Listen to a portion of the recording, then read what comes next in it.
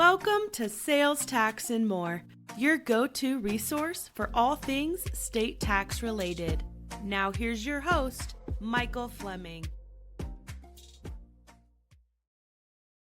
Hi, Mike Fleming here, founder of Sales Tax and More, and today's co-host of the Sales Tax and More podcast, where we talk about everybody's favorite topic, which is, of course, sales tax. Now, today we're going to talk about the Massachusetts Amnesty Program. But before I do, let me introduce you to my co-host, Ellie Moffat. Hey everyone, really great to be here. Please like and subscribe to this podcast. We really appreciate it. It really helps us out. And before we get started, I'm going to do a quick introduction for Sales Tax and More.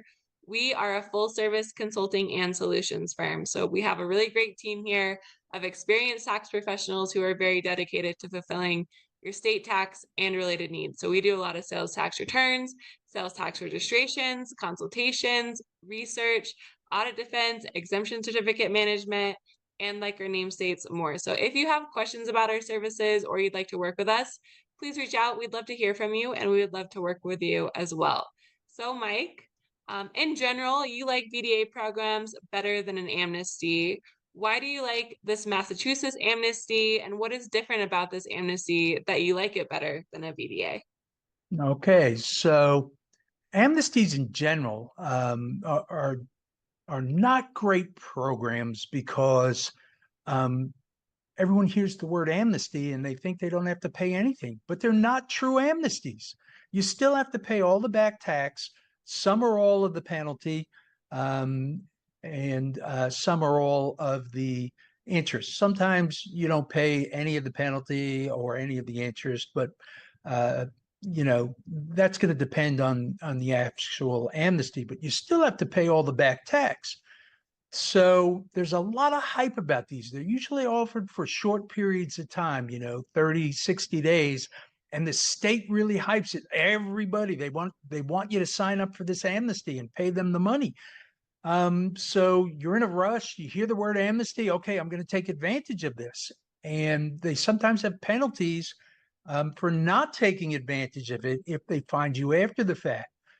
But a VDA is usually a better solution. And the reason why the VDA is a better solution is because in most instances, the amnesties don't have a limited look-back period.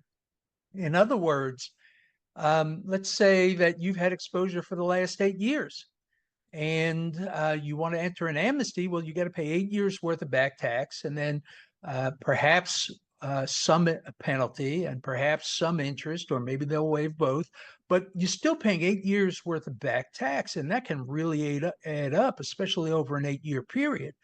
So let's use California. In a VDA there, if they find you, they're going to go back 8 years. But if you enter into a VDA, then that's only 3 years. That's that limited look back period. So right away, you're removing 5 years worth of back taxes and 5 years worth of penalty. And then the 3 years in the VDA, there's no penalty. So you still have to pay 100% of the interest, but it's a great tool. So that's why I usually like VDAs better than amnesties. However, in this amnesty, in certain instances, there is a limited look-back period. So it's 36 months. It's 3 years. The amnesty is a much simpler process than a VDA. VDA is a fairly formal process in most states. So it's a simpler process. It's also available in more instances. I mean, a lot of times a VDA is not available if you're already registered with a state where an amnesty is.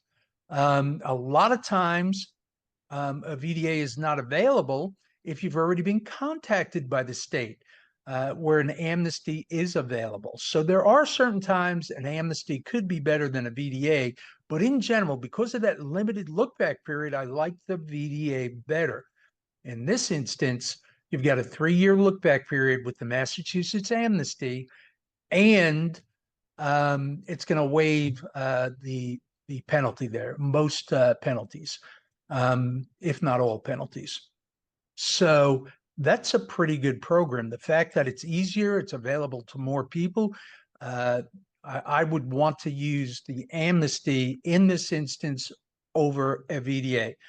And that's not usually what I would say. Usually, I would only use an Amnesty if I absolutely had to, if a VDA was not available or just didn't make financial sense. This Amnesty starts on November 1st of 2024. It runs through December 31st of 2024. So it is a short period. It's a 60-day period that this window is going to be open. And if you have any past exposure, now's the time to take advantage of it. So I think that this is a really good program. If you want to know more about it, if you're eligible for it, if you should take advantage of it, please reach out. We can go through your specific facts and circumstances and decide if, or help you decide if this is something that you should take advantage of. But if you have exposure in other states, remember, VDA is usually the better program. And in most states, if the state contacts you, the VDA is off the table. So you always want to be proactive. Once you find out you have issues, you'll want to look at getting them better, because amnesties in general are few and far between. So, they may offer them 10 years apart. So it's not like they're there all the time, where a VDA is there all of the time. Never a true amnesty, except if you're doing something through the Streamlined Sales Tax Program. And the only state that has a true amnesty for sales tax right now through that program is the state of Tennessee. So that's a great amnesty to utilize. But when it comes to normal amnesties, you still have to pay the back tax. In this instance, you still have to pay all of the interest. You don't have to pay most penalties or all penalties, depending on your circumstances. It is available for in-state people. It's available if you've been contacted before. So I think this is a really good program, and it's something that if you have exposure or you think you may have exposure, it's definitely worth looking into, which you rarely hear me say when I'm talking about amnesties. So that's all I've got for you today. Ellie, you have any questions? I was just going to say, so much so that we're making a podcast about it. I mean, it's such an exception to the rule here that that is why the podcast exists about it. So absolutely. Normally, I don't even let people know that there's an amnesty, and unless they don't qualify for the VDA. But I'm excited about this amnesty. It's a really good amnesty, and these are few and far between where I come out and say, hey, take advantage of this amnesty. And this is one of those. Yes. So take heed. And this, if you have more questions, like Mike said, please reach out. We're happy to help you determine if this is a good program for you. And if you have other needs for solutions or services, we offer many. Please reach out. We'd love to hear from you again. We'd love to work with you.